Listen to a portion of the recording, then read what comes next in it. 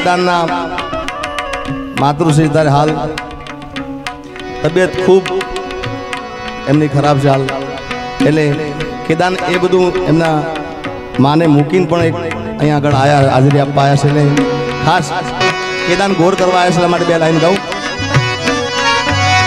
અરે હૈયું રે હે માળો માતું દયાનો મીઠો દરિયો